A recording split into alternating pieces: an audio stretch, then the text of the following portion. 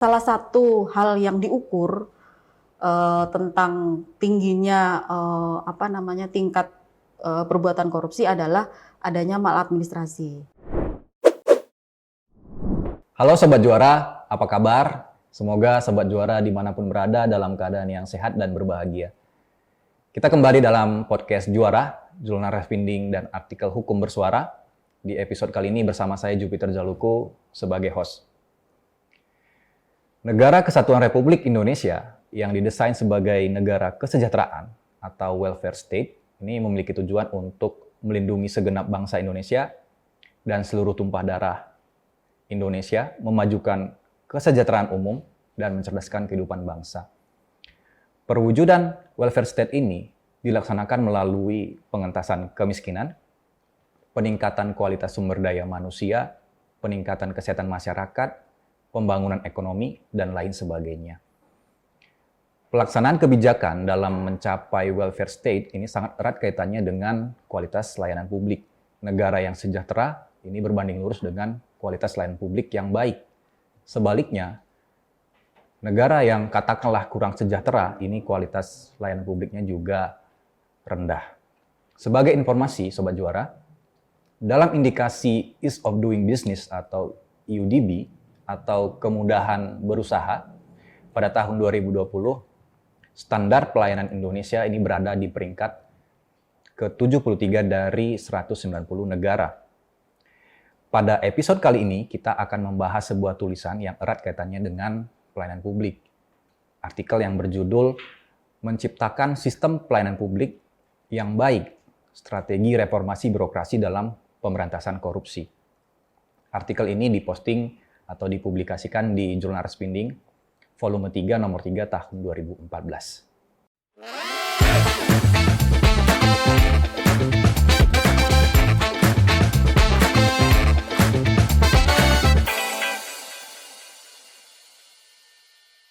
Bersama kita sudah bergabung Mbak Tias Dian. Ya. Apa kabar Mbak? Baik. Oke. Terima kasih sudah hadir dalam podcast kita di sela kesibukan penyusunan rancangan Undang-Undang Pembinaan Hukum Nasional. Terima kasih, Mbak. Sobat Juara, sebagai informasi, Mbak Tias Dian ini adalah seorang perancang perundang-undangan, ahli muda ya, Mbak ya. Untuk selengkapnya, silakan Mbak Dian memperkenalkan diri. Oke. Terima kasih Ju. Selamat pagi teman-teman semua. Shalom, salam sejahtera untuk kita semua. Perkenalkan, nama saya Tias Dian Anggraini, boleh dipanggil Tias tanpa mirasih, boleh dipanggil Dian, nggak pakai sastro, gitu ya. Jadi bisa, lebih enak sih Dian kayaknya sih, lebih familiar Dian gitu. Jadi saya adalah perancang peraturan perundang-undangan ahli muda pada Badan Pembinaan Hukum Nasional. Tuh. Oke, terima kasih Mbak Dian atas perkenalan dirinya. Jadi tulisan yang Mbak Dian tulis adalah menciptakan sistem pelayanan publik yang baik, strategi reformasi birokrasi dalam pemberantasan korupsi. Pada tahun 2014, kita mau melihat nih Mbak, sebenarnya bagaimana sih potret pelayanan publik pada saat itu? Oke, jadi begini Ju, memang sebenarnya artikel ini sudah lama ya, tahun 2014, semoga masih relevan lah ya, atau malah nanti kita akan melihat jangan-jangan apa yang diharapkan oleh artikel ini sudah terjawab di tahun 2024 ini. Dalam medio 10 tahun seharusnya sudah terlihatlah perubahan-perubahan. Nah, kalau kita bercerita di tahun 2014, kenapa kami memilih tema tentang pelayanan publik dan dikaitkan dengan korupsi gitulah ya. Itu karena memang kita bisa melihat pada tahun itu sebenarnya tidak di tahun itu saja, tapi di tahun-tahun sebelumnya kalau kita mendasarkan pada banyak sekali jurnal-jurnal ataupun informasi-informasi yang disampaikan, memang pelayanan publik masih belum optimal. Jadi sebenarnya pada waktu kita menyelenggarakan pelayanan publik itu kan ada etika-etika yang harusnya dipedomani oleh mereka yang menyelenggarakan pelayanan publik tersebut. Namun etika tersebut tidak terlalu dipedomani dengan optimal sehingga banyak sekali terjadi penyimpangan-penyimpangan gitu. Jadi sebenarnya Mbak, sebenarnya apa sih yang dimaksud dengan pelayanan publik dan sebenarnya siapa sih yang dimaksud sebagai pelayan publik? Mungkin bisa diceritakan. Oke, siap. Di tahun 2014 saya mendasarkan untuk pengertian pelayanan publik pada Undang-Undang Nomor 25 tahun 2009, mohon maaf. Kebetulan saya tadi sudah cek di di situs tentang peraturan perundang-undangan, belum ada status terhadap perubahan terhadap undang-undang tersebut. Jadi sampai sekarang masih berlaku undang-undang itu. Kita lihat bersama-sama ya, daripada nanti saya salah menormakan gitu. Pelayanan publik adalah sebuah kegiatan atau rangkaian kegiatan dalam rangka pemenuhan kebutuhan pelayanan yang sesuai dengan peraturan perundang-undangan bagi setiap warga negara atau penduduk dan penduduk atas barang, jasa, atau pelayanan administrasi yang diselenggarakan oleh penyelenggara pelayanan publik. Itu adalah pengertian dari pelayanan publik. Kalau ditanya penyelenggaranya siapa, kita juga bisa melihat di pasal 1 ayat 2. Tadi yang tadi definisi pelayanan publik itu ada di pasal 1 ayat 1. Di ayat 2-nya itu disampaikan bahwa penyelenggara publik penyelenggara layanan ini, atau kalau di tulisan saya itu saya menyebutnya adalah pelayan publik, itu adalah mereka pemerintah, baik pemerintah pusat maupun pemerintah daerah, badan usaha, badan hukum, baik publik maupun badan usaha swasta yang mereka punya satu tarikan yang sama, menggunakan sumber dananya itu dari APBN, baik itu yang dipisahkan maupun yang menggunakan seutuhnya. Jadi kalau pemerintah ini kan kita menggunakan seutuhnya ya, semuanya bersumber dari APBN. Tapi ada juga badan usaha swasta yang dia modal dasarnya dari pemerintah, dari APBN, namun dia menyelenggarakan fungsi sebagai korporasi. Gitu. Jadi bisa dibilang pelayan publik itu sebenarnya perpanjangan tangan dari negara. Betul. Gitu ya. Karena pelayanan publik berarti tempat bertemunya antara negara dengan masyarakat gitu ya, betul, Mbak betul. ya. Oke. Dalam tulisan Mbak Dian menyebutkan bahwa maladministrasi sebagai ujung pangkal korupsi dalam pelayanan publik. Mungkin bisa Mbak Dian jelaskan maksudnya bagaimana? Oke, ya ini sebenarnya agak deg-degan juga sih waktu itu, cuman karena waktu itu, di tahun 2014 itu belum banyak artikel-artikel yang membahas tentang maladministrasi maupun tentang penyimpangan-penyimpangan atau pelanggaran etika di wilayah pelayanan publik. Jadi saya juga harus banyak mencari referensi-referensi yang sebenarnya pelayanan publik ini kalau kita bisa membagi secara besaran begitu berdasarkan banyak sekali jurnal itu kita bisa membagi pelayanan publik dari sisi administrasi, pelayanan publik dari sisi penyediaan barang atau jasa, dan pelayanan publik dari sisi penyediaan kalau kita melihat itu seperti informasi, telekomunikasi dan lain sebagainya gitu ya. Jadi kalau administrasi mungkin bisa dipahami dengan mudah adalah pelayanan terhadap penyelenggaraan kewarganegaraan, misalnya KTP, paspor, visa, izin mendirikan bangunan dan lain sebagainya. Kalau pada tahun 2014 itu pelayanan administrasi bisa juga kita bisa sambungkan ke pelayanan terhadap perizinan berbagai macam usaha.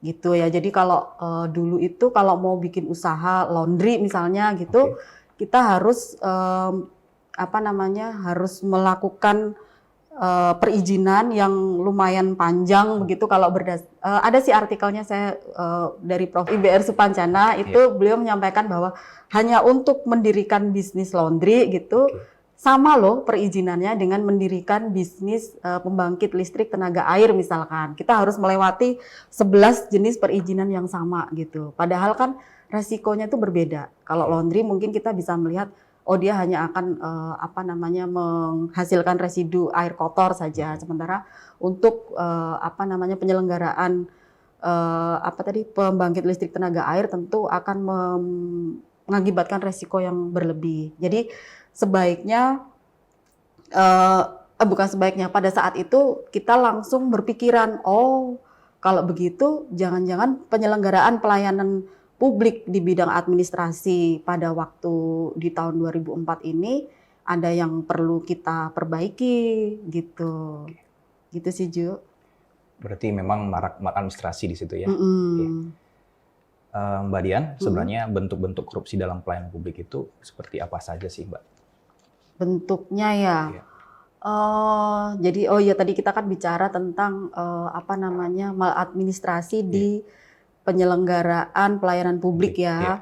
Sebenarnya kalau kita mau melihat, kita kan dari Kementerian Hukum dan HAM ya, jadi kita harus melihat maladministrasi itu apa gitu. Jadi kita bisa melihat di Undang-Undang Ombudsman, Undang-Undang 37 tahun 2008, saya sudah cek juga, belum ada perubahan terhadap pasal 1.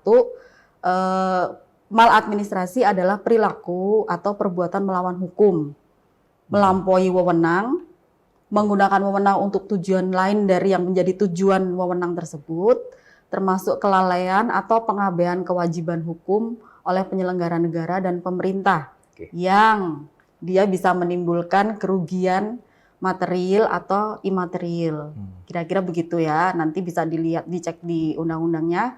Jadi ketika kita bilang apa hubungannya maladministrasi dengan maladministrasi pelayanan publik dengan korupsi, di banyak indeks tentang pengukuran korupsi itu salah satu hal yang diukur tentang tingginya tingkat perbuatan korupsi adalah adanya maladministrasi.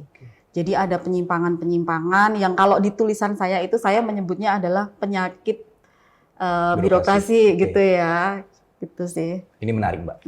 Mbak menyebutkan penyakit birokrasi, penyakit. Nah, sebenarnya Mbak, apa saja sih bentuknya dari penyakit birokrasi dan mungkin apa sebenarnya strategi kita untuk mengobati atau memberikan terapi terhadap penyakit birokrasi tersebut?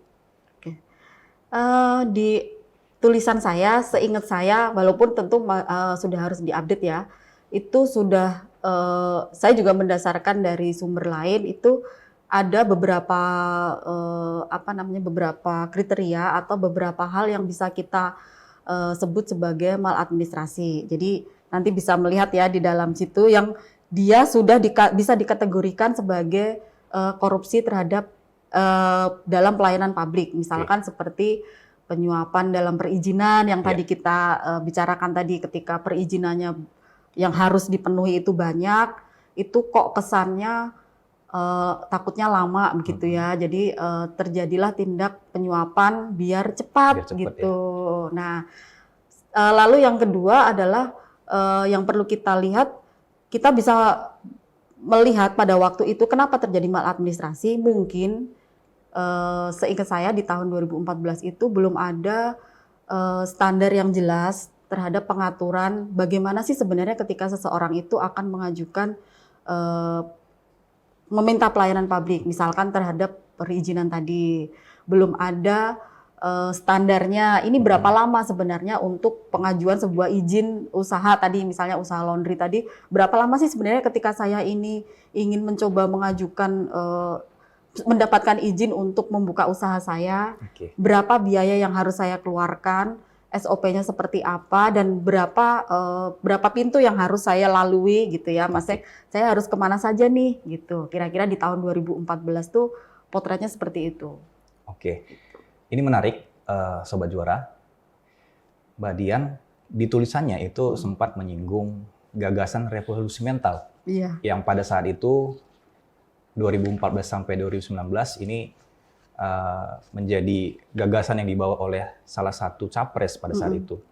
Nah, masih capres ya?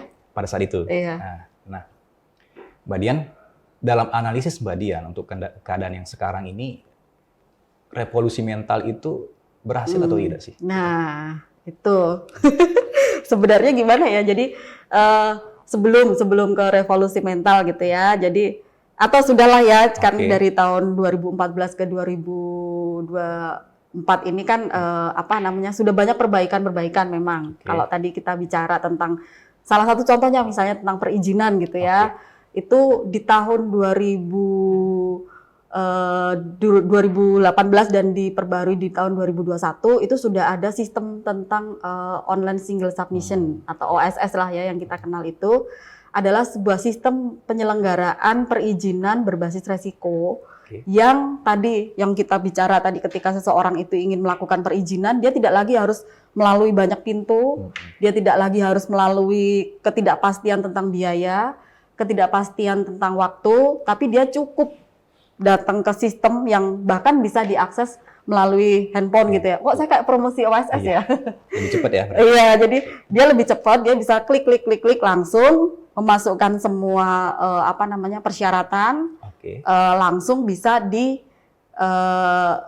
dilihat atau ditunggu dalam jangka waktu yang tidak terlalu lama. Kalau saya tidak salah di sistemnya itu cuman bisa tergantung, kalau PT itu dalam waktu 1 atau 2 hari gitu untuk mendirikan sebuah perusahaan dan lain sebagainya begitu ya. Nah, kaitannya dengan yang tadi revolusi mental adalah kalau kita bicara di tahun 2014 itu karena belum ada sistem yang e-government gitu ya. Jadi masih ketemu muka, bertatap muka gitu. Itu ternyata berpotensi untuk ada negosiasi.